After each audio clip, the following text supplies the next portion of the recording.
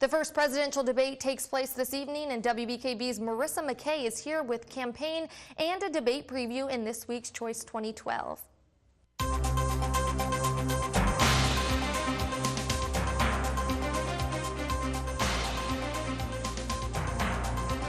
Welcome back to Choice 2012, a new political segment here on WBKB News that aims to break down larger political issues in terms of the 2012 election and discuss how they will affect Alpena and local residents. Joining me is Instructor of Political Science, Tim Kuhnlein from Alpena Community College. Now, Tim, this week we're discussing the notion that it is really sort of an unrealistic goal to have 100% employment.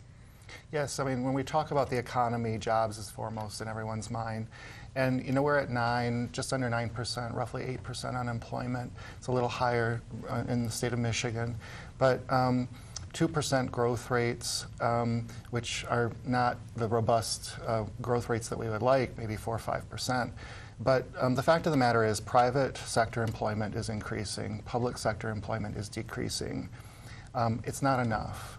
And clearly with declining wages folding into this and the whole global dynamic of the labor, wage, commercial markets and so forth, it really questions what can we do. And we have choices.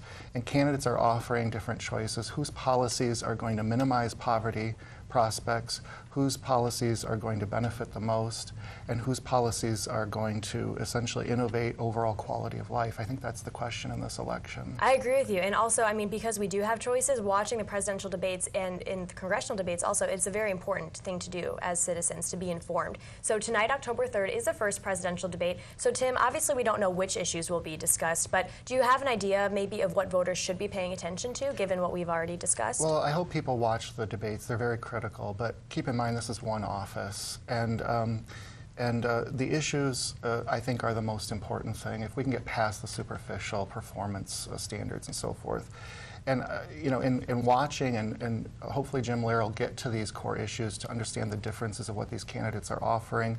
But I hope people go beyond the debates and start understanding how their congressional candidates are going to stand on these very same issues, and how the state candidates are going to position themselves on these policy issues as well. Definitely. And how many presidential debates will there be leading up to the election? There are 4 debates total, 3 of which are presidential and 1 of which will be vice presidential debate. Okay, great. And we will also do our best to keep you all informed of when those debates will be so you can watch. Thank you, Tim, for joining me today here in Choice 2012. If you have an issue you feel needs to be discussed, feel free to email me at marisa@wbkb11.com.